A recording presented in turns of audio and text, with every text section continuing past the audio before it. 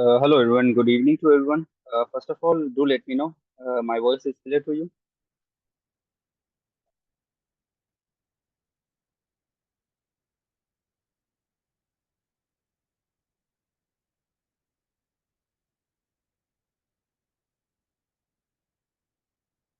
Okay, आवाज आ रही है मेरी आप सबको? Can you hear me guys?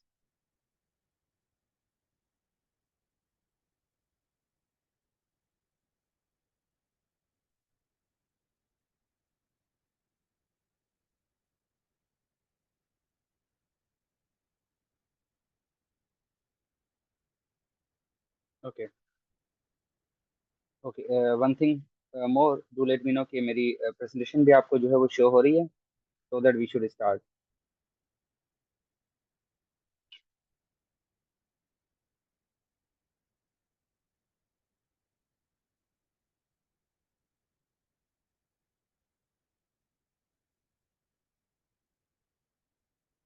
Okay, बस लास्टली मुझे प्रेजेंटेशन के बारे में बता दो कि क्या आपको प्रेजेंटेशन शो हो रही है, और ताकि मैं सेशन जो है वो स्टार्ट कर लूँ। फिर इसकी रिकॉर्डिंग भी आप लोगों को मिलेगी, no don't worry about that. Okay, so let's begin this session, and definitely we everyone have different schedule right after that. Okay, before I proceed, I would like to introduce myself. That Dr. Dilip Kumar, I'm founder CMT Center of Mental Therapy, and recently one of my clinic at the Shapes as well. ये जो shape इनका कराची वाला है, यहाँ पर मेरी इनकी clinic है, and then I have collaborated with the Shapes Training Academy regarding the biomechanics and anatomical courses for the gym trainers as well. तो बेसिकली तो ये जिम ट्रेनर्स के लिए था कि उनमें बायोमेकेनिक्स की जो है रोल और बायोमेकेनिक्स के इफेक्ट्स को इंट्रोड्यूस हम करवा सकें। तो वो एक बायोमेकेनिक्स का कोर्स हम लॉन्च करने जा रहे हैं जो कि नवंबर में होगा, जो कि जिम ट्रेनर्स के लिए है। और ये इंट्रोडक्टरी बायोमेकेनिक्स है कि उसमें क्या क्या पर्सपेक्टिव होंगे। तो आपके कितने भी क्वेश्चंस होंगे, we will answer I will answer at the end of the session. Let's proceed.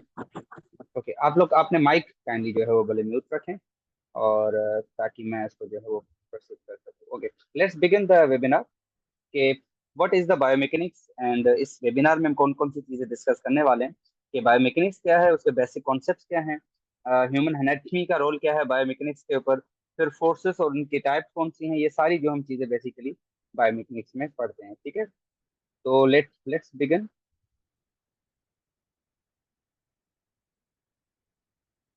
Okay, rule of three for any exercise क्या होता है बायोमेकेनिक्स जब हम पढ़ते हैं, और उसके साथ साथ रूल ऑफ थ्री क्या है। बेसिकली कोई भी एक्सरसाइज जब हम कर रहे होते हैं तो हमें तीन चीजें बेसिकली पता होनी चाहिए। नंबर वन थिंग ये है कि हम एक्सरसाइज से पहले अपने आप को वार्म अप जरूर करें, और ये एज ए ट्रेनर भी आप लोग क्लाइंट को रिकमेंड करोगे, और एज ए अगर आप सिर्फ खुद क्लाइंट हैं तो आपको भी इलम होना चाहिए, और अगर आप किसी मेडिकल हेल्थ से हैं तो भी आपको पता होना चाहिए।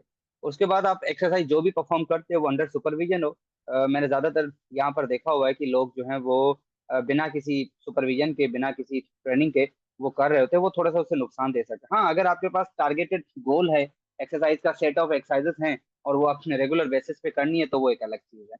And lastly when you perform the exercise, चाहे वो लो इंटेंसिटी हो या हाई इंटेंसिटी हो, you must cool down your body, specifically वो पार्ट जिसने एक्सरसाइज की हो। राइट, लेट्स बिगिन के हमारा मेन मकसद जो क्या है वो ये है कि बायोमेकेनिक्स कितना कंट्रीब्यूट करती है जिम ट्रेनिंग में। मैं इसको मुख्तसर करूंगा क्योंकि ये बिल्कुल वेबिनार है, ये कोई वर्कशॉप या ट्रेनिंग सेशन नहीं है कि मैं दो दो घंटे 3 घंटे इसके ऊपर लेक्चर लूँ।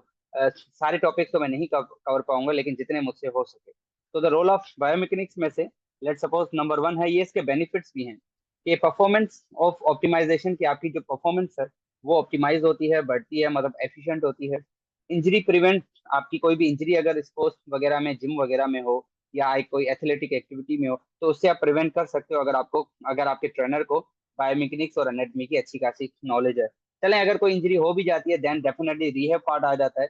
नंबर थ्री की rehabilitation and then recovery support, कि अब आप कितनी देर में वो एथलीट या वो बंदा वो रिकवर करके वापस अपनी एक्टिविटी की तरफ जा सकता है। फिर उसके बाद उसका एनहेंस करना, फंक्शनल मूवमेंट जो अफेक्टेड हुई, जिसकी रिहैब हुई, अब वो वापस बैक टू एक्टिविटी जाना चाहता है, sports specific application. And then definitely we can use different technologies for that biomechanics. जैसे एक एग्जांपल दूंगा, गेट एनालिसिस जो है वो बायोमेकेनिक्स का पार्ट है, उसमें हम टेक्नोलॉजी वगैरह यूज करते हैं, और उसका बड़ा ही एक रोल है जो हम आहिस्ता आहिस्ता डिस्कस करेंगे। नंबर वन कंपोनेंट था परफॉर्मेंस ऑप्टिमाइजेशन। परफॉर्मेंस ऑप्टिमाइजेशन मतलब आपकी परफॉर्मेंस को इनडायरेक्टली बढ़ाना, परफॉर्मेंस को ऑप्टिमाइज करना, जिसके तीन सेगमेंट्स हैं। सबसे पहले है मूवमेंट एनालिसिस। अगर आप किसी एक ज्वाइंट की मूवमेंट को एनालाइज करना चाहते हो, उसकी परफॉर्मेंस बढ़ाना चाहते हो, तो आपको पता तो हो कि उसकी बेसिक एनाटॉमी क्या है, उस ज्वाइंट के ऊपर मसल्स कौन से लगे हुए हैं, उस मसल्स के साथ साथ वहां पे मूवमेंट कौन सी हो रही है। फॉर एग्जाम्पल एक क्लाइंट आपके पास एज आता है, या अगर एज आप मेडिकल हैं तो आपके पास अगर पेशेंट आता है, तो अगर आपके पास कोई ज्वाइंट डिफाइन करता है कि अगर उसको पेन है लेट सपोज, तो वो पेन के साथ आता है। लेकिन जो क्लाइंट है वो पेन के साथ नहीं आता, वो कहता है कि मुझे लेट सपोज बाइसेप की स्ट्रेंथ बढ़ानी है, बाइसेप की जो बल्क है वो बढ़ाना है। तो जाहिर सी बात है आपको पता होना चाहिए कि बाइसेप कहाँ पर पड़ा हुआ है, नंबर वन थिंग, किस ज्वाइंट का मसल है, नंबर टू थिंग, नंबर उस ज्वाइंट पे मूवमेंट कौन सी होती है। तो number first segment is the movement analysis. तो एज ए ट्रेनर आपको मूवमेंट एनालाइज करना आना चाहिए कि कौन सी मूवमेंट रिस्ट्रिक्टेड है, कौन सी मूवमेंट नॉर्मल है, कौन सी मूवमेंट नॉर्मल से ज्यादा है। अब यही एल्बो जॉइंट है जहां पे बाइसेप मेनली काम करता है, एल्बो का फ्लेक्सर है। अब आपके पास एक क्लाइंट एज ए क्लाइंट आता है, तो आप उसको उसकी मूवमेंट एनालाइज करते हो कि भाई नहीं, इसकी बाइसेप इसका स्टिफ है।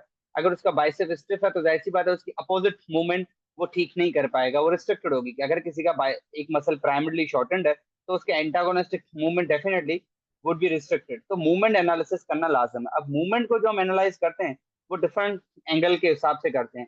गेट एनालिसिस में जैसे जो पिक्चर लगी हुई है वो गेट एनालिसिस की है कि कितने डिग्री। दूसरा मूवमेंट एनालिसिस हम गोनियोमीटर से भी करते हैं। ठीक है, गोनियोमीटर से हम नॉर्मल रेंजेस चेक करते हैं कि इसकी रेंजेस अवेलेबल कितनी है, मौजूद कितनी है, या किस कंप्लेन के साथ आ रहा होता है, दैट डिपेंड्स आल्सो। तो मूवमेंट एनालिसिस आप किसी टूल के साथ कर सकते हो, लाइक गोनियोमीटर हो गया या उसका गेट एनालिसिस हो गया।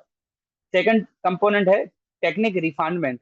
टेक्निक को रिफाइन करना मतलब आपने मूवमेंट को एनालिसिस किया, उसकी मूवमेंट अफेक्टेड थी, अब आपने उसको वापस रिफाइन करना है बेसिकली। तो टेक्निक रिफाइनमेंट मतलब ऐसी एक्सरसाइजेस करवाना जो उसमें टारगेटेड हैं। फॉर इंस्टेंस टाइप्स ऑफ ना मसल कॉन्ट्रेक्शन होती है, जो मैं eight the end of presentation आप लोगों को बताऊंगा। हम मसल्स की कॉन्ट्रेक्शन या मसल्स की एक्सरसाइज डिपेंड करती है उसको नीड क्या है।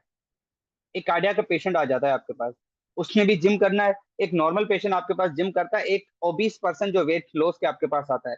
जाहिर सी बात है तीनों में आप इंटेंसिटी डिफरेंट रखोगे। फिर मसल फाइबर के ऊपर भी डिपेंड करता है कि स्लो ट्विच काम करना, ये हम इसके ऊपर भी आगे बात करेंगे। लेकिन प्रॉब्लम इज दैट कि टेक्निक रिफाइनमेंट क्या है। टेक्निक रिफाइनमेंट मतलब टेक्निक को आप मॉडिफाई करते हो up to a need, according to the need. And finally individualise training programme. अब सारे क्लाइंट आपके पास एक प्रॉब्लम के साथ नहीं आएंगे। कोई क्लाइंट आपके पास आता है कहता है मुझे बाइसेप की स्ट्रेंथ बढ़ानी है, कोई कहता है मुझे काफ मसल को स्ट्रेंथ करना है क्योंकि मुझे उसकी इंड्योरेंस बढ़ानी है। तो आपको मसल के फाइबर्स के हिसाब से उसका इंडिविजुअल प्रोग्राम चूज करना चाहिए। एक ओल्ड एज का पेशेंट आता है, कोई प्रॉब्लम उसको नहीं है सिवाय सिवाय उसकी एज के। एज उसका प्रॉब्लम है, 50-60 साल आता है, तो आप उसमें इंटेंसिटी कौन सा चूज करोगे, उसका इंडिविजुअल प्रोग्राम रख सकते हो। एक आपके पास क्लाइंट आता है कहता है मुझे वेट रिड्यूस करना है, तो जाहिर सी बात है उसका प्रोग्राम डिफरेंट होगा। अब तीनों कंपोनेंट को मैं वन बाय वन करके एक्सप्लेन करता हूँ। पहला कंपोनेंट था मूवमेंट एनालिसिस। तो एज ए ट्रेनर आपको एथलीट, आपको क्लाइंट की हर मूवमेंट को एनालाइज करना आना चाहिए। यही बायोमेकेनिक्स का मेन फायदा है। बायोमेकेनिक्स का मतलब ही यही होता है। बायो मतलब लाइफ, आसान लफ्जों में लिविंग थिंग। मैकेनिक्स मतलब मैकेनिक तो एक प्रिंसिपल है ना, फिजिक्स की एक ब्रांच है। मतलब कितने बॉडी के ऊपर फोर्सेस लग रहे हैं किसी भी मूवमेंट के वक्त, उसको एनालाइज करना बायोमेकेनिक्स है। मतलब आप जब कोई भी एक एक्सरसाइज अपने एज ए ट्रेनर किसी क्लाइंट को कराते हो, लेट सपोज उस वक्त एक नॉर्मल फोर्सेस उस ज्वाइंट के ऊपर कौन कौन से लग रहे हैं, और प्लस में आपने जो एक्सटर्नल टास्क दिया, एक्सटर्नल वेट दिया, वो उसके ऊपर कितना इफेक्टिव है, इन फोर्सेस की स्टडी को, फोर्सेस की एनालिसिस को बायोमेकेनिक्स कहा जाता है। तो एज ए ट्रेनर आपको एनालाइज एथलीट की, एक क्लाइंट की हर मूवमेंट के एनालाइज करना चाहिए। हर पेट्रन को, पेट्रन मतलब एक जॉइंट आपके पास आता है शोल्डर की स्ट्रेंथनिंग के लिए, आप देखते हो इसका राइट शोल्डर में ज्यादा मूवमेंट है, लेफ्ट में कम है। फिर राइट में भी देखते हो कि एक मूवमेंट ठीक है, एक मूवमेंट कम है, तो ये भी उसका पैटर्न देखना लाजम है। So in this after the analysis just need to ensure that they are performing the exercise will correct them, आसान लफ्जों में कि वो उसको ही करेक्ट करेंगी और उसके लिए बेहतर। ऐसा तो नहीं है वो मूवमेंट पैटर्न अल्टीमेटली उनको बद से बदतर बनाता जा रहा है। Second component was second component हुआ था ट्रीटमेंट रिफाइनमेंट। अब बायोमेकेनिक आपके एज अ ट्रेनर आपको हेल्प करती है कि technical aspect of athletic skills जो है उस हिसाब से, उसकी नीड के हिसाब से। फॉर एग्जांपल एक बंदा है जो रनिंग करना चाहता है, रनिंग करना चाहता है तो उसके फास्ट ट्विच मसल फाइबर्स जो है वो काम करेंगे, नंबर वन थिंग। ये तो according to the muscle fibres हो गया। तो आप उसके फास्ट ट्विच फाइबर्स, ऐसे मसल फाइबर जो जल्दी एक्टिवेट हो जाते हैं लेकिन जल्दी थक भी जाते हैं, तो आप उन मसल्स के ऊपर ध्यान दोगे। फिर कोई एक बंदा आता है जो अपनी एथलेटिक इंड्योरेंस परफॉर्मेंस करना चाहता है, मतलब वो कहता है कि मैं हाई इंटेंसिटी नहीं, लो इंटेंसिटी परफॉर्म करूं लेकिन लॉन्ग टर्म के लिए, तो वो अपने स्लो ट्विच मसल्स फाइबर्स के ऊपर ध्यान देना चाहता है। तो ये क्या है, टेक्निक आप रिफाइन कर रहे हो, जिसको जिस तरह की नीड, उस हिसाब से। एक किसी का वेट बढ़ा हुआ है तो उसका इंडिविजुअल, उसका जो प्रोग्राम है वो अलग होगा, तो यू आर बस refining the technique according to the need, ठीक है। And then lastly we have a individualised training programme. Individualised training programme is basically they allow the trainer कि वो एक वर्कआउट प्लान कस्टमाइज करे। जिस तरह मैंने बताया कि आपके पास चार चलें, एक बच्चा आपके पास आ जाता है, अब बच्चे का वर्कआउट डिफरेंट बनेगा। मैं not only talking about diet वगैरह, I am just talking about concern with the exercise, because you are as a trainer, you are dealing with the client about the exercises only, simple. तो आप उसका workout plan उसके हिसाब से बनाओगे, उसकी need के हिसाब से। एक बंदा है जो 2-2-3 घंटे स्विमिंग करता है, उसका जो कार्डियक रिदम है, लेट सपोज वो अच्छा खासा रहता है, बिकॉज उसकी ब्रीदिंग एक्सरसाइजेज इतनी है कि उसका जो लेफ्ट वेंट्रिकल है वो अच्छा खासा एफिशिएंटली काम कर रहा है। अब उस बंदे को आप कहो कि 15 मिनट रोज की वॉक करे, तो उसके लिए कुछ भी नहीं है। रीजन इज दैट वो 2 घंटा स्विमिंग करता है, उसके लिए 15 मिनट की जो रनिंग है, जॉगिंग है, वो कुछ इफेक्टिव नहीं होगी। तो इसका प्लान उस हिसाब से बनेगा। तो जितना भी क्लाइंट का वर्कआउट प्लान बनता है, वो according to the patient, according to the client need के हिसाब से बनता है, ठीक है। So we are done with the number 1 task. I make sure कि ये सिर्फ एक नहीं है, बहुत सारी चीजें हैं, लेकिन मैं सिर्फ इसको मुख्तसर कर रहा हूँ। Number 2 we have injury prevention. As a trainer आपको इंजरी प्रिवेंट करने से भी आना चाहिए। मैं ज्यादातर 2-3 कराची में मैंने जिम के साथ थोड़ा बहुत काम भी किया हुआ। Usually I don't deal with them, this is the first time कि मैंने किसी जिम को ये प्रपोजल दिया हुआ कि हम मिलके ये काम करते हैं। बहरहाल, तो इसका भी मकसद है कुछ। उसका मकसद ये है कि अगर हम किसी अपने क्लाइंट को नुकसान फायदा नहीं दे सकते, तो कम से कम उसको नुकसान तो ना दे। लेट सपोज, अगर जस्ट इमेजिन कि in every gym the trainers have a good knowledge of the anatomy, the biomechanics, तो इससे फायदा सिर्फ ये होगा कि आप इंजरी को प्रिवेंट करा रहे हो। फायदा दो ना दो, नुकसान तो कम से कम नहीं दे रहे। अब मैं आपको इंजरी प्रिवेंशन का मिसाल देता हूँ। इंजरी प्रिवेंशन ऐसे है कि वो पेशेंट जो है आपके पास, अगेन एक क्लाइंट आपके पास आता है, उसने एक selected muscles, group of muscles के लिए बात की कि मुझे इसको जो है काम करना। अब आप उसका प्लान वर्कआउट उस हिसाब से बनाओगे, एग्री, इस पे हम नहीं जा रहे।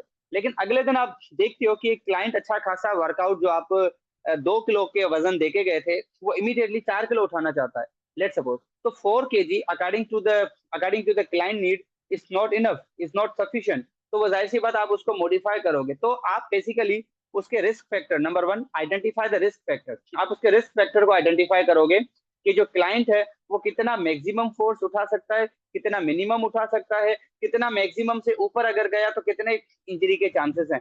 तो this is how you basically identify. दूसरा, एक पेशेंट है, क्लाइंट है, वो आपके पास, उसको फॉर एग्जाम्पल कोई कंडीशन है लेकिन आपको बताता है, उसको एक फॉर एग्जाम्पल फ्रोजन शोल्डर है। अब वो शोल्डर की मूवमेंट के पास आपके लिए आता है, वो थेरेपी कराने तो नहीं आ रहा, एज अ ट्रेनर आपके पास ट्रेनिंग के लिए आता है। तो आप उसको रोक तो नहीं सकते, लेकिन आप उसके आइडेंटिफाई करोगे रिस्क फैक्टर जो उसको नहीं कराना चाहिए। लेट सपोज वो पेनफुल स्टेज में आ रहा है, और ज्यादातर लोगों का कॉन्सेप्ट होता है कि एक्सरसाइज मतलब सिर्फ जिम ट्रेनिंग। एक्सरसाइज सिर्फ जिम ट्रेनिंग में नहीं होती है। एक्सरसाइज सोलो के तौर पे इंडिविजुअली भी होती है, और एज अ थेरापिस्ट थेरेपी में भी होती है। बहरहाल, तो आप उसे रिस्क फैक्टर्स को आइडेंटिफाई करके उससे। दूसरा, एक क्लाइंट आपके पास आता है जिसको हार्ट में पेस मेकर लगा हुआ है, जिसको हम मसनूई दिल कह सकते हैं, मसनूई हार्ट, आर्टिफिशियल हार्ट कह सकते हैं उसका। अब उसका जो प्रोटोकॉल होगा वो लो इंटेंसिटी एक्सरसाइज से आगाज होगा। एक आपके पास दूसरा एथलीट आता है, लेट सपोज अच्छा खासा, अच्छी खासी उसकी बॉडी है, मस्कुलर इंड्योरेंस भी उसका अच्छा खासा है, उसका वर्कआउट प्लान डिफरेंट होगा। तो आप उसके रिस्क फैक्टर को आइडेंटिफाई करके उसका ट्रीटमेंट चूज करते हो। अगर किसी को पैर में या कहीं पे भी इंफेक्शन है बॉडी में, कल परसों उसको चोट लगी है, लेट सपोज, ठीक है, उसका जख्म अभी तक इनडायरेक्टली आप समझो कि ओपन है, ताजा है, ठीक है। आप उसको जाहिर सी बात है पूल थेरेपी, एक्वाटिक की तरह रिकमेंड नहीं करोगे, ना ही उस पार्ट को आप एक्सरसाइज, हाई इंटेंसिटी एक्सरसाइज कराओगे। रीजन इज दैट क्योंकि वो ऑलरेडी एक एक्यूट फेज में, तो आप ये रिस्क फैक्टर नहीं ले सकते। तो आइडेंटिफाई करना risk factor is more compulsory, it can prevent the injuries, ठीक है। Number 2, movement correction. अब ये मैंने आपको, इसका मैं आपको बेस्ट एग्जांपल दूंगा।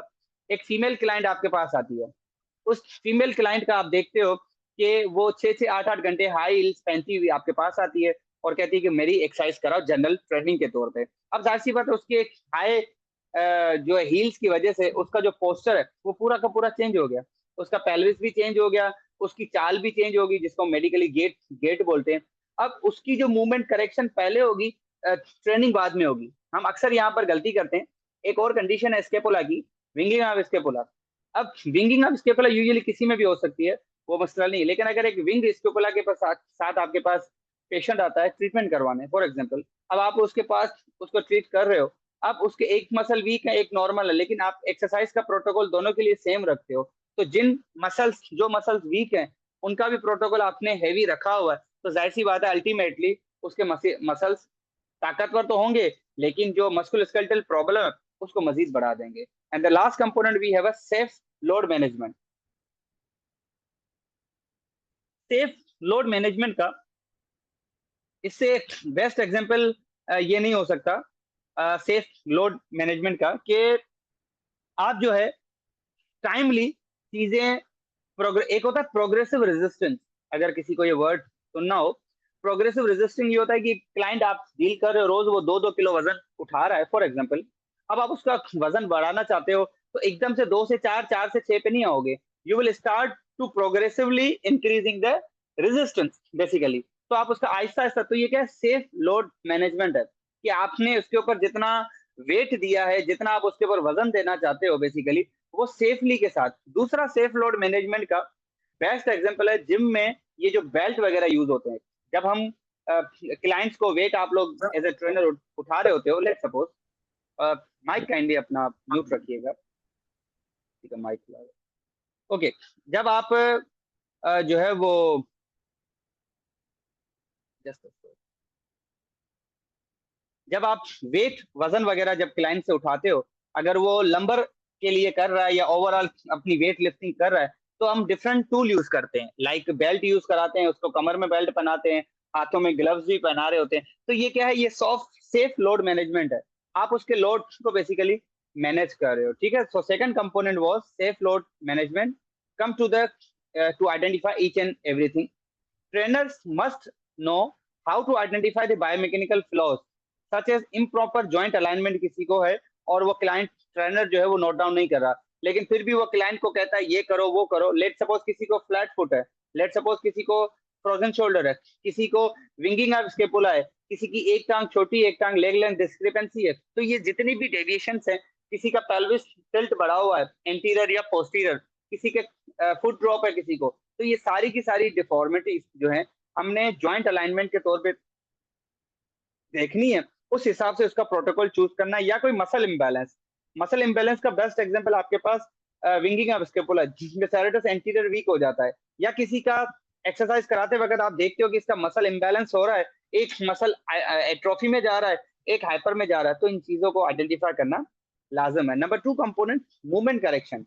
अब जब तक आप पहले सेगमेंट वाली मूवमेंट को एनालाइज नहीं करोगे, मूवमेंट को करेक्ट कहाँ से करोगे? आपको पता होना चाहिए कि नॉर्मल मूवमेंट्स कौन सी हैं और एबनॉर्मल मूवमेंट्स तब पता चलेंगी जब आप नॉर्मल से कंपेयर करोगे। तो जितने भी बायोमेकेनिकल प्रिंसिपल्स हैं, एक्सरसाइज आप तब परफॉर्म कराते हो जब अगर किसी पेशेंट में, एथलीट में, किसी क्लाइंट पे आपको लगा कि यहाँ पे इसकी मूवमेंट या तो कम है जिसको हम बोलते हैं हाइपोमोबिलिटी, मूवमेंट ज्यादा है हाइपर मोबिलिटी, या मूवमेंट नॉर्मल है, तो आप ट्रीटमेंट प्रोटोकॉल उस हिसाब से करते हो। अगर किसी की रेंज कम है फॉर एग्जाम्पल, तो आप उसको ये भी रिकमेंड कर सकते हैं कि आप जाओ या तो थेरेपी करवाओ या पहले नॉर्मल होके आ जाओ। तो मूवमेंट की करेक्शन लाजमी नहीं है कि ट्रेनर ही करे, मूवमेंट की करेक्शन जो है वो मल्टी डिसिप्लिनरी अप्रोच है, एक टीम के तौर पे भी काम किया जा सकता है, ठीक है। तो इन शॉर्ट पहले मूवमेंट को करेक्ट करो, फिर आगे जाके उसकी ट्रेनिंग कराओ। क्योंकि ट्रेनिंग में एक चीज हमेशा ख्याल रखिएगा, कभी भी ट्रेनिंग के लिए या फिजियोथेरेपी में भी इस तरह बहुत सारी चीजें हैं, ट्रेनिंग वाहिद कंडीशन है जिसमें पेशेंट हर बार प्रॉब्लम के साथ नहीं आता, तकलीफ के साथ नहीं आता। लेट सपोज वो आपके पास नॉर्मल भी आ सकता है और कहेगा कि मुझे भाई तगड़ा करो। लेट सपोज अगर किसी ने वेट गेन करना है या किसी ने वेट लूज करना है, किसी ने मसल्स गेन करने हैं, तो ये सारे नॉर्मल हैं, लेकिन आपके पास आ रहे होते हैं। तो अगर उसमें कहीं पे भी बॉडी की जॉइंट अलाइनमेंट आपको कोई इंजरी दिखती है तो काइंडली उसको जो है वो रिकमेंड कर दो। अब सेफ लोड मैनेजमेंट जो मैंने आपको बताया कि फोर्सेस जो बॉडी के ऊपर प्लेस्ड हैं वो with in the safe limit होने चाहिए।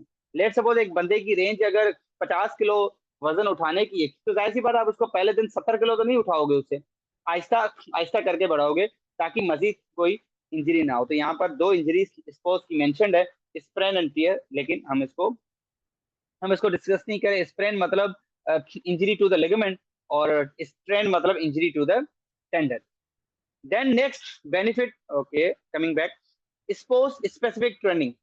अब स्पोर्ट्स भी स्पेसिफिक है, लेट सपोज स्प्रिंटिंग है, जैसे आपके सामने शो हो रही है, डिफरेंट टाइप ऑफ साइकिलिंग है, ये भी स्पोर्ट्स है। कोई एथलीट रनर है, आपके पास रनिंग के लिए आना चाहता है कि उसके जो मसल्स हैं वो एक्टिवेट हो। कोई वेट लिफ्टर है तो वो कहेगा मेरे इस मसल्स के ऊपर ध्यान दो। कोई एथलीट है, कोई स्विमर है, वो कहेगा मेरे इन मसल्स के ऊपर ध्यान दो। तो स्पोर्ट्स स्पेसिफिक ट्रेनिंग भी हो सकती है, क्रिकेटर हो गया, फुटबॉलर हो गया वगैरह। तो इसके तीन कंपोनेंट्स हैं। Number one, skill specific technique. Skill specific मतलब जिस तरह की नीड उस तरह की इंप्रूवमेंट। अब स्पोर्ट्स लाइक रनिंग है, स्विमिंग है, ओवर लिफ्टिंग है, ये ट्रेनर्स के पास जब जाते हैं तो ट्रेनर इनके स्पेसिफिक मसल्स की करता है। ऐसा नहीं कहता चले भाई आप एक एक फुटबॉलर, एक रनर है, उसकी टांगों को छोड़ के आप उसके बाजू की स्ट्रेंथनिंग पे ध्यान दो। चलो बाजू भी इंपॉर्टेंट है, लेकिन पहले इंपॉर्टेंट तो टांगे हैं उसकी, क्योंकि वो भागेगा तो टांगों के बल। उसी तरह कोई जेवलाइन थ्रोअर है, जिस तरह अभी पीएम स्पोर्ट्स में ओलंपिक में हुआ था, या ओवर थ्रो कोई करता है जिसको स्प्रिंटिंग एक्सरसाइज बोलते हैं, उसके शोल्डर पे ज्यादा ध्यान चाहिए। Best example swimming. स्विमिंग में शोल्डर 70 to 80% यूज होता है, टांगे भी यूज होती है, लेकिन प्राइमरली हाथों के बल स्विमिंग होती है। ठीक है, तो आप उसकी शोल्डर को छोड़ के अगर उसकी टांगों के ऊपर लगे हुए हो तो जाहिर सी बात है ये तो स्किल स्पेसिफिक टेक्निक भी आपको आनी चाहिए। नेक्स्ट, इंप्रूविंग दी एथलेटिक परफॉर्मेंस। एथलेटिक परफॉर्मेंस, एक एथलीट आपके पास आता है, वो वेट लिफ्टर है, वो कहता है मुझे ट्रेनिंग तो बेसिक नहीं चाहिए, मुझे हाई वाली ट्रेनिंग चाहिए। रीजन इज दैट मैं ऑलरेडी एथलीट हूँ, मेरी ट्रेनिंग अब मुझे काइंडली मजीद ट्रेन करो, ताकि मैं अपनी परफॉर्मेंस बेस्ट से बेटर से बेस्ट कर सकूं। तो अब आपके पास वो आता है, लेट सपोज एक, जिस तरह पंजा लड़ाते हैं ना, एक उस गेम का आपके पास बंदा आता है, तो जाहिर सी बात आप स्पेसिफिकली शोल्डर या स्पेसिफिकली एल्बो की मसल्स पे ध्यान दोगे, स्पेसिफिकली जो इंटरनली रोटेट कराते हैं, और शोल्डर एल्बो के फ्लेक्सर्स पे ध्यान दोगे। उसी तरह कोई कहता है कि मैं स्विमर हूँ, या कोई वॉक करना चाह रहा है, या बहुत सारी चीजें होती है, स्प्रिंटिंग एक्सरसाइज है लेट सपोज, तो biomechanics plays a crucial role, जो कि एथलेटिक परफॉर्मेंस से रिलेटेड है। लेट सपोज कोई जंपिंग रोप होती है ना, जिस तरह जिसके ऊपर हम जंप लगाते हैं, वो वाला पेशेंट आपके पास आता है, वो कहता है कि मेरे मसल्स के ऊपर ध्यान दो, तो लोअर एक्सट्रीमिटी पे भी काफ मसल्स के ऊपर, क्योंकि काफ मसल आपके प्लांटर फ्लेक्सर है, तो उनकी इंड्योरेंस के ऊपर आप ध्यान दोगे। तो this is how you have to work according to the athletic performance, according to the athletic need. Then fourth component we have the rehab and the recovery support. अब चलो इंजरी से प्रिवेंट हमने नहीं कर पाए, लेकिन इंजरी हो गई फॉर एग्जांपल, तो अब जाहिर सी बात है ट्रीटमेंट तो हमने करना है। इंजरी हो गई लेकिन ट्रीटमेंट तो हमने करना है, आगे तो प्रोसीड करना है। तो हम कैसे उसको आगे जो है वो प्रोसीड करेंगे, उसको हम थोड़ा सा गो थ्रू कर लेते हैं। सबसे पहले है पोस्ट इंजरी एडेप्टेशन। मतलब किसी को इंजरी हुई, उसने ट्रीटमेंट करवाया, 2 हफ्ते 3 हफ्ते फिजियोथेरेपी करवाई, सर्जन वगैरह को दिखाया, अब वो वापस आना चाहता है, लेट सपोज, लेकिन आपके पास एग्जैक्टली इंजरी के बाद है, जिस तरह जिम में ज्यादातर मसल पुल, मसल क्रैम्प्स, मसल टेटनेस, इस तरह की कोई लिगामेंटस टियर, मोच आ जाना, स्प्रेन वगैरह, इस तरह की कंडीशन, तो राइट उसी दौरान आपने बेसिकली क्या करना चाहिए। तो पोस्ट इंजरी एडेप्टेशन मतलब आपको पता होना चाहिए कि पेशेंट को, लेट सपोज कोई आपके पास ट्रेनर क्लाइंट कंप्लेन करता है कि मुझे लगता है कि मेरा कंधा उतर गया, मेडिकली उसको हम बोलते हैं शोल्डर डिसलोकेशन, किसी को रिकरेंट डिसलोकेशन भी होती है। अब उसने इतना वेट उठाया, उसका शोल्डर अगर डिसलोकेट हो भी गया, तो पोस्ट इंजरी एडेप्टेशन आपको क्या होनी चाहिए, मतलब आपको उसको कम से कम पेन रिलीविंग पोजीशन का पता होना चाहिए, कि भाई चलो उसका कंधा उतर गया, मैं एज अ ट्रेनर कंधा नहीं चढ़ा सकता, वो ऑर्थोपेडिक या कोई फिजियोथेरेपिस्ट करेगा, लेकिन मैं इसको ये पोजीशन तो गाइड कर सकता हूँ जिसमें इसको मिनिमम पेन हो। तो post injury adaptation is the too much compulsory. Then restoring the functional movement. अब चलो उसका कंधा उतर गया, जिसकी वजह से 1-2 हफ्ते में उसका कंधा चढ़ भी गया, वापस आ गया, लेट सपोज, अब वो वापस फंक्शनल मूवमेंट की तरफ जाना चाह रहा है, फंक्शनल मूवमेंट करना चाह रहा है, तो आपको जाहिर सी बात है रिस्टोर करने के लिए as a therapist, as a trainer, आप थेरेपी की तरफ भेज दोगे। And finally return to the sports history. जब हम डिस्चार्ज करते हैं, भाई आप जो है वो स्पोर्ट्स एक्टिविटी की तरफ, पेशेंट पहला ही सवाल क्लाइंट यही पूछता है कि मैं वापस कब जाके खेलूंगा, तो उसकी फिर स्ट्रेंथनिंग या बिल्डिंग अप एक्सरसाइज होनी चाहिए। This is how we deal. अब एक एक कंपोनेंट को हम डिस्कस करते हैं। Number one component was post injury adaptation, trainer can also help the client, ना कि ट्रेनर, वहां पे अगर कोई और मेडिकल फील्ड मौजूद है, दैट आल्सो कैन, क्योंकि अगर किसी को पैर में मोच आ गई तो पहले तो हम उसको बिठाएंगे, तो कुछ चीजें बेसिक है। लेट सपोज आई विल अल्लाह ना करे, मतलब एक जनरल सिनेरियो है, किसी को कार्डियक अरेस्ट भी तो जिम में होता है। अब किसी को कार्डियक अरेस्ट हो गया, यहाँ पे किसी को बीएलएस खेलना नहीं आता, लाजमी तो नहीं आप रेस्क्यू टीम का इंतजार करें, बीएलएस तो बेसिक चीज है, नॉन मेडिकल और मेडिकल दोनों को आना चाहिए, तो आपको वो मेडिकल नॉलेज में होगा। कोई ज्यादा वजन उठा रहा है, उसका टेंडन ही अपनी जगह से निकल गया, हम देखते हैं जिम वगैरह में माल प्रैक्टिस वगैरह या अंडर विदाउट सुपरविजन ट्रेनिंग ये चीजें हो रही हैं। तो कम से कम एज अ ट्रेनर उनको थोड़ी बहुत तो इल्म हो, कम से कम वो पेन ही मैनेज कर लें, बाकी चीजें बात में देखी जाएगी। Next, return to the sports strategy. अब एथलीट का सबसे बड़ा प्रॉब्लम ये होता है कि वो कहता है कि जल्द से जल्द मैं जो है वो वापस जाऊं और हाई इंटेंसिटी जो एक्सरसाइज जो मेरी है वो मैं बेसिकली परफॉर्म करूँ। तो वहां पर ऐसी बात है, एक डिटेल्ड प्रोटोकॉल होता है, फिर हम उसको जो है बेच देते हैं। So we are done with the 4 concept. वैसे बायोमेकेनिक्स के कोर्स में तो 10-15 हैं, लेकिन मैंने सिर्फ 3-4 यहाँ पर मेंशन किए हैं। अब दो स्लाइडें और हैं, फिर मैं इसको वाइंड अप करता हूँ। सबसे पहले है दो किस्म के मसल फाइबर्स होते हैं, वैसे तो 3 होते हैं, लेकिन मैं आपको 2 पढ़ाता हूँ, स्लो और fast Twitch fibre. Slow muscle fibre नाम ही बताता है कि ये देर से एक्टिवेट होते हैं, इसीलिए इसका नाम स्लो है। जब देर से कोई बंदा एक्टिवेट होता है तो चलेगा थोड़ा सा ज्यादा, तो मतलब थकेगा जल्दी नहीं। तो ये कम थकते हैं, देर से थकते हैं, जल्दी नहीं थकते, इसीलिए स्लो ट्विच फाइबर्स है। दूसरा, ये थकने के बावजूद भी जो है वो पेन आपको करे ना करे वो बात की बात है, लेकिन ये उन लोगों में प्रेफर किया जाता है जहाँ पे एंड्योरेंस आपको ज्यादा, जिसके ऊपर टारगेट करना चाहिए। For example athlete, runner, swimmer, इन लोगों को ताकत नहीं चाहिए, इन लोगों को एंड्योरेंस चाहिए। एंड्योरेंस मतलब वो काम जो आप कम से कम 10-15 बार कर सको। फॉर एग्जाम्पल एक 10 किलो का वजन है, 50 किलो का वजन है, आप एक बार उठाते हो मिसाल और फिर रख देते हो, तो अब आपके पास जो मसल एक्टिवेट होंगे वो एक्टिव मसल फाइबर्स, आपके फास्ट मसल फाइबर्स। और उसी तरह एक बंदा आपके पास आता है जो कहता है मुझे ताकत नहीं चाहिए लेकिन एंड्योरेंस चाहिए, मतलब वही एक्टिविटी 10 किलो वाला बंदा एक 50 किलो वाला एक बार कर सकता है, अगर वो 10 किलो वजन के साथ 10 बार कर सके तो ये उसकी एंड्योरेंस है। तो this is how we deal. कुछ फाइबर्स ऐसे जिस तरह काफ मसल फाइबर्स हैं वो प्रोपल्सिव हैं, उसमें फास्ट ट्विच फाइबर्स भी हैं। तो फास्ट ट्विच और स्लो फाइबर ट्विच फाइबर जो है वो अकॉर्डिंग टू द कॉन्टेक्टिलिटी, जो मसल फाइबर जल्दी कॉन्टेक्ट करते हैं जल्दी थक जाते हैं फास्ट, जो देर से चल एक्टिवेट होते हैं देर से थकते हैं, just like swift muscle fibre. ठीक है, स्लो मसल फाइबर या स्लो ट्विच फाइबर।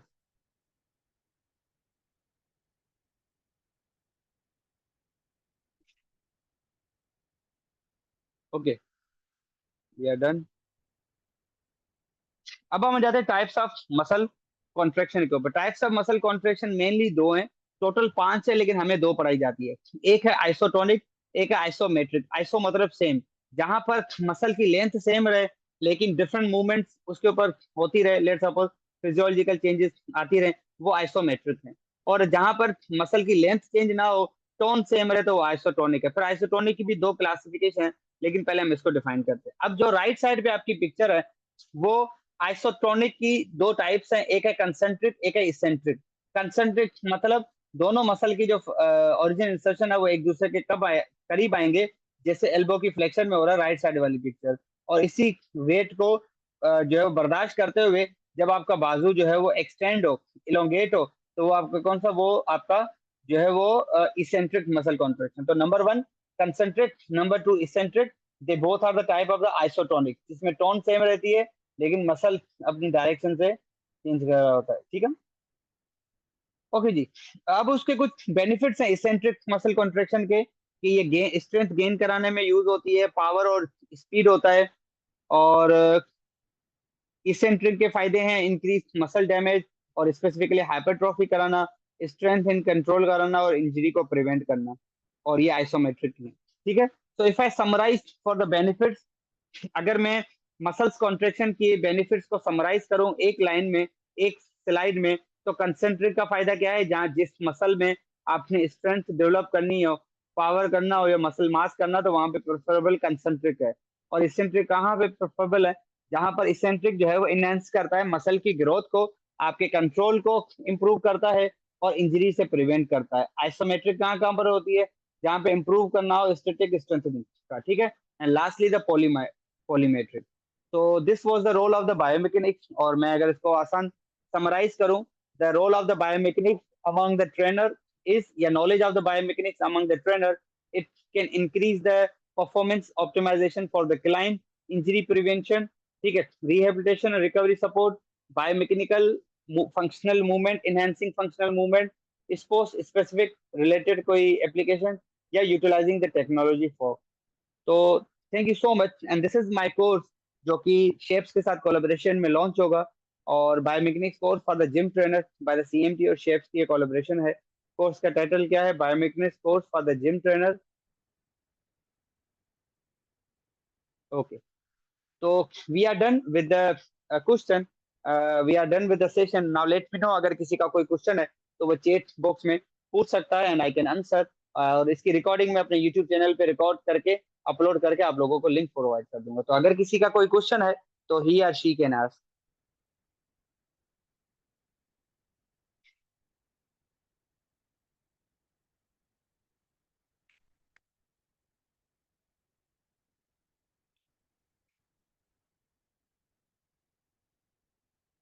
अगर किसी का कोई क्वेश्चन नहीं है तो हम मीटिंग को एंड करते हैं यहाँ पर।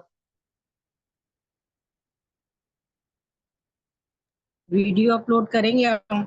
रिकॉर्डिंग रिकॉर्डिंग अपलोड होगी, मैं ऑलरेडी कह चुका हूँ। ठीक है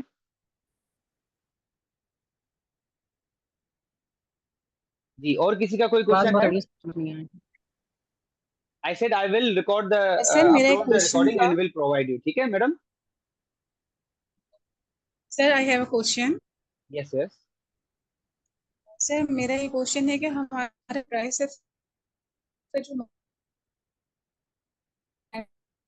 सेक्शन के साथ, तो इसके लिए जो वो काम करने का हमारे बायोमैकेनिक्स जैसे आपने अभी ट्राइसेप्स क्लास में लिया है, सो जो विमेंस में ये प्रॉब्लम होती है, ट्राइसेप्स का मसला जो होता है उनको सेक्स।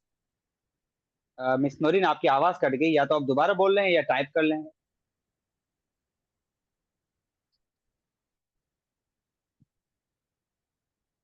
अब आवाज आ रही है सर आपको? जी जी, अब क्लियर है, बताएं। मैं कह रही थी सर कि हमारे यहाँ यूजुअली ये ऐसा होता है कि हमारे जो ट्राइसेप्स के जो मसल्स हैं, वो जो है स्पेशली वुमेन्स में वो बहुत सही हो चुके होते हैं जब वो वेट करती हैं, तो उसके लिए हमें हमें हमें किस तरह से काम करना चाहिए? अच्छा, मिस नोरिन का क्वेश्चन है कि ट्राइसेप जो है वो लेडीज में जो है वो मतलब नॉर्मली सही होता है, उसके ऊपर काम करना चाहिए। बट चले मैं दोनों का आंसर, दो आंसर आपके इसको दे देता हूँ, आपका क्वेश्चन उसी में आ जाएगा। नंबर वन थिंग, अगर आपके फॉर एग्जांपल कोई एक कंपोनेंट ग्रुप ऑफ मसल आपको लगता है कि ये वीक है और इसका एंटागोनिस्टिक ठीक है, तो जब भी आप एक्सरसाइज करवाओ ना, तो दोनों ग्रुप ऑफ मसल पे काम करो। Number one thing, for example आप समझते हो कि उसका ट्राइसेप ठीक ठाक है, उसके बाइसेप के ऊपर ध्यान देना चाहिए, या इसका रिवर्स कर लो कि उसका ट्राइसेप ठीक नहीं है, बाइसेप उसका ठीक ठाक है, तो आप उसकी रेप्स में, रेपिटेशन में, मिकदार में कमी करें। कैसे? अगर किसी का बाइसेप आपने बनाना है लेकिन उसको आपको लगता है कि इसका बाइसेप वीक है, ट्राइसेप ठीक ठाक है, तो बाइसेप की अगर 20-20 रेपिटेशन के साथ एक्सरसाइजेस करवा रहे हो तो ट्राइसेप की कम से कम 10 करा दो। और इसका उलट भी कर लो, अगर उसका ट्राइसेप वीक है और बाइसेप के ऊपर आप ध्यान देना चाहते हो, तो ट्राइसेप के ऊपर ध्यान देना चाहते हो तो ट्राइसेप की वीक है उसकी आप 10 जितनी भी एक्सरसाइज कराओ, थोड़ा सा हाथ बाइसेप के ऊपर भी रखो, क्योंकि एक टॉपिक है हमारी बायोमेकेनिक्स में, उसको हम कहते हैं coupling of motion. Coupling motion मतलब व्हेन यू, जब आप दोनों ग्रुप ऑफ मसल पे टारगेट करते हो तो रिजल्ट आपको अच्छे मिलते हैं। और हमारा यूजुअली बॉडी का पोस्चर भी फ्लैक्स है, तो हमारे फ्लेक्सर और इंटरनल रोटेटर ज्यादा ही वीक होते हैं as compare to the external rotator and extensor. तो मेरे ख्याल से आपको इसका शायद जवाब मिल गया हो, मतलब आसान लफ्जों में दोनों ग्रुप ऑफ मसल्स पे आप ध्यान दें। ठीक है? जी सर, बहुत शुक्रिया, जज़ाकल्लाह, thank you so much, I got. Okay, anyone else, if you guys want to ask the question, otherwise I should end the meeting. Sir अस्सलाम वालेकुम सर। जैन वालेकुम हियर। सलाम। Yes sir. हाँ सर, मेरा क्वेश्चन था जो मैंने आजकल नॉर्मली देखा है एथलीट्स या जिम ट्रेनर्स के अंदर, मैं बोलूंगा लोगों के अंदर, कि देखिए एक इंसान का होता है राइट हैंड डोमिनेंट और एक होता है लेफ्ट जो नॉन डोमिनेंट होता है मोस्टली। तो एक्सरसाइजिंग करते हैं का इफेक्ट ये पड़ता है कि एक हिस्सा रादर देन ज्यादा मस्कुलर या बल्की हो जाता है, वेरस दूसरा वाला उसके कंपैरिजन थोड़ा कम रहता है। तो ये मिस अलाइनमेंट या मिस मैनेजमेंट होती है किसी एथलीट या ट्रेनर की तरफ से ड्यूरिंग एक्सरसाइज, या ये नॉर्मल बॉडी का एक रिस्पॉन्स है इसको हम क्या समझे? चलें, जैन फारूक का क्वेश्चन है कि नॉर्मली हम वर्ड यूज करते हैं कि ये राइटी है वो लेफ्टी है, या हम बता रहे आते हैं, हाउएवर ये क्यों है, ठीक है, इसका मैं आंसर दूंगा। ये थोड़ा सा कॉन्फ्लिक्टिंग ये भी इस सेंस में है कि लोगों का मानना होता है कि ये राइटी है लेफ्टी है। तो उसकी जहां तक हमने जितनी भी थोड़ी बहुत उसके ऊपर स्टडी की है, नॉर्मल मसल्स और जॉइंट्स तो दोनों तरफ एक है। अगर आप बचपन से ही डे वन से ही जब से मतलब बच्चा मसल कंट्रोल के ऊपर आना लगता है, अगर दोनों हाथ से उससे काम लें, लेट सपोज, तो ये पहला तो रोला नहीं होगा, नंबर वन थिंग। लेकिन when you talk about as athletic level, जब आप एथलेटिक लेवल पे आ रहे होते हो मिसाल के तौर पे, तो हम क्या करते हैं कि हम जब वेट, फॉर एग्जाम्पल एक वेट लिफ्टर है, अब वेट लिफ्टर को जब हम ट्रेनिंग दे रहे हैं, क्लाइंट वो हमारा क्लाइंट, हम उसको ट्रेनिंग दे रहे हैं, हम कहते हैं वजन उठाओ, ऑटोमेटिकली जब वो वजन उठाता है तो वो अगर राइटी है तो अपने डोमिनेंट साइड से ज्यादा फोर्स लगाता है। तो यहाँ पर हमें गाइड करना लाजम है कि भाई आप जो रोड का बैलेंस है उसको बरकरार रखें, and you should apply the evenly force from the both end. The force must be the equal. ये हमारा रोल प्ले होता है। And then we have to rule out the muscle strength on the both hand head. For example, अब हम उससे पंजा लड़ाते हैं righty से, तो राइटी डेफिनेटली पंजा पहले लड़ाएगा। लेकिन जब अगर उसका प्रोफेशन ही पंजा लड़ाना है, तो आप उसको ये भी कहोगे कि भाई जो आप काम राइटी पे करते हो वो आप लेफ्ट पे भी काम करो, because the number of the muscle, number of the joints are the same on the both side. There is no such concept कि ये राइटी है लेफ्टी है, ये हमारी हो सकता है। तो वेन जब आप एथलेटिक, अब आप एक स्विमर है, स्विमर को तो राइट लेफ्ट का पता ही नहीं है, स्विमर राइट पे भी उतना ही फोर्स लगाता है, लेफ्ट से भी, क्योंकि उसको पता है दोनों तरफ से फोर्स लगेगा तो वो अपनी परफॉर्मेंस दिखाएगा। एक रनर, एथलेटिक रनर है, उसको तो राइट टांग, राइट और लेफ्ट टांग का पता ही नहीं है, दोनों मसल, उसके फुटबॉलर को देख लो आप। तो आसान लफ्जों में ये हमारी एक लेमैन लैंग्वेज है, मतलब ये हमारी किल्लत है। लेकिन हाँ, एज ए ट्रेनर ये अच्छा टॉपिक है कि ट्रेनर को फोकस करना चाहिए कि भाई उसका चाहे राइट हो या लेफ्ट हो, वो दोनों, हाँ अलबत्ता अगर कोई बिल्कुल प्रोफेशनल है, वो कहता है मुझे सिर्फ एक मसल्स के ऊपर ध्यान देना, जिस तरह ये जो जेवलाइन थ्रोवर थे फॉर एग्जाम्पल, ये कहते हैं मेरा डोमिनेंट जो राइट ही है, मेरा राइट को दागा तो राइट की ताकत पे ज्यादा ध्यान देगा, लेफ्ट में नहीं देगा। लेकिन यूजुअली ऐसा बंदा आपके पास अगर सिर्फ ट्रेनिंग के लिए आता है और कहता है भाई मेरी ट्रेनिंग करवाओ, तो हम उसमें राइट लेफ्ट नहीं देखते, हम उसके दोनों मसल्स पे हमें ध्यान देना चाहिए। This is what I feel मेरे ख्याल से। और कुछ? Okay sir, thank you so much. Okay, किसी और का कोई कंसर्न क्वेश्चन हो तो ठीक है, 2 मिनट वेट करते हैं, नहीं तो फिर मैं इस मीटिंग को एंड करता हूँ। Anyone else want to ask the question? अस्सलाम वालेकुम सर। मेरा क्वेश्चन ये है कि जो अर्ली जिम में शुरू शुरू में जो जिम की ट्रेनिंग करते हैं, उनमें ये होता है कि जो लोअर लेग के लिए ट्रेनिंग करते हैं ना, उनमें ये होता है कि नी जॉइंट पे ना वो ज्यादा लोडिंग आती है, और उसकी वजह से उनके ऊपर वाले मसल और लोअर लिम्ब के जो मसल है वो सारे फटीग में चले जाते हैं। तो फटीगनेस के लिए क्या हम करेंगे? ओके, मिस अमीना अमजद का क्वेश्चन है कि जो genetic population, old age population अगर जिम वगैरह में आती है, तो वो कोई भी एक्सरसाइज करे, लाइक वेट लिफ्ट हो गया, डेड लिफ्ट तो वो नहीं करेंगे, वेट लिफ्ट तो कर सकते हैं, या कोई रनिंग भी करते हैं, तो घुटनों के ऊपर ज्यादा फोर्स की वजह से पेन होता है। तो जाहिर सी बात है, नी जॉइंट, हमारे नी और हिप जो है वो वेट बेयरिंग जॉइंट है, तो अगर आप नॉर्मली वॉक भी करते हो तो घुटनों के ऊपर सबसे ज्यादा वजन पड़ता है, नो डाउट। लेकिन सवाल ये है कि इसमें इसमें ट्रीटमेंट क्या है, इसका हल क्या है? तो मैंने पहली स्लाइड में एक वर्ड यूज किया था कि पहले हम किसी भी एक्सरसाइज से पहले वार्म अप करें।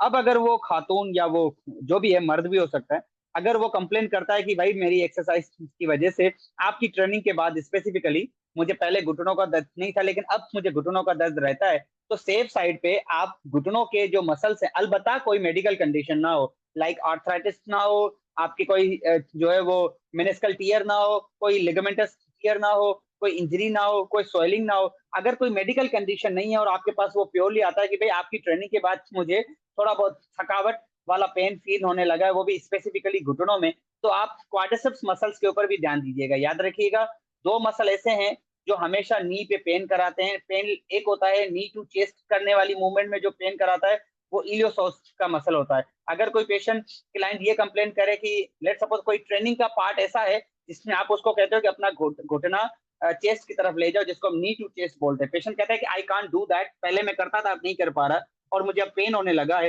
दैट इंडिकेट्स इसका इलियोसोस मसल अफेक्टेड है। सेम विथ कोई क्लाइंट कहे कि नी टू चेस्ट तो छोड़ो, मैं जब सीढ़ियां चढ़ता हूँ या उतरता हूँ तो मुझे घुटनों में पेन होता है, इसके अलावा नहीं, इट मीन उसके क्वाड्रिसेप्स मसल वीक है।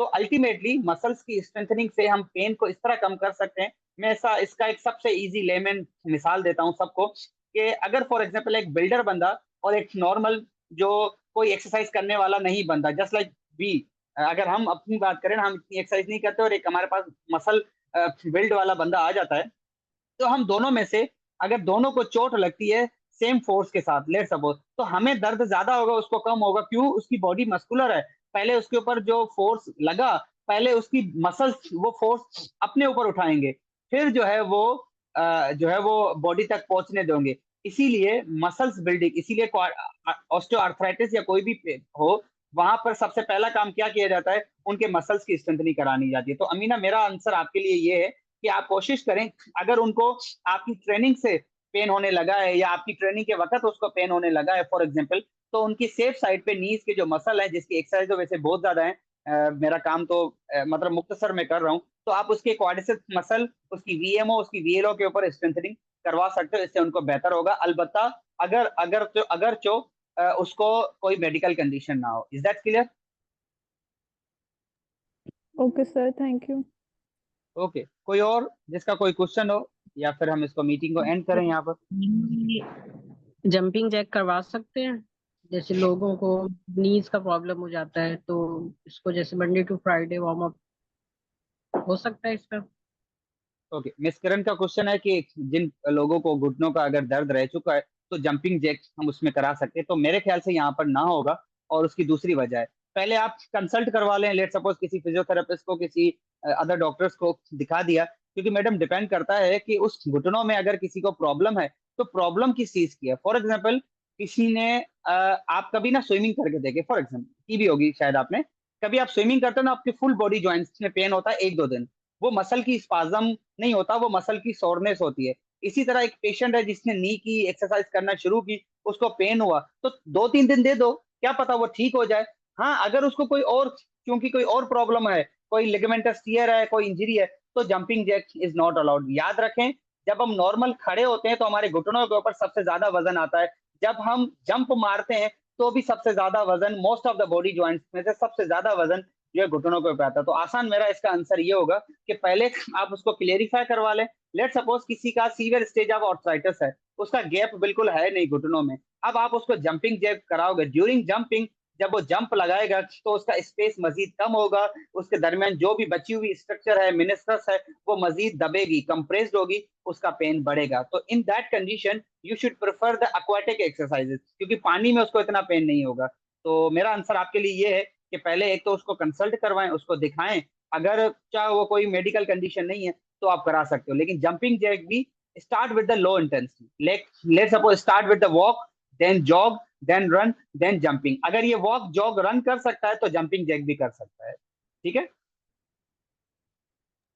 सर, जो हम ट्रेनिंग के लिए अपना प्लान बना रहे हैं, एक हम इंड्योरेंस भी उसकी इंक्रीज करना चाह रहे हैं और स्ट्रेंथ भी इंक्रीज करना चाह रहे हैं, तो हमें अपना वीकली प्लान कैसे रखना चाहिए? कितने डेज के लिए इंड्योरेंस की एक्सरसाइज करानी चाहिए और कितने डेज के लिए स्ट्रेंथ की? एक प्लान हमारा कैसे सूटेबल रहेगा कि ये बेहतर?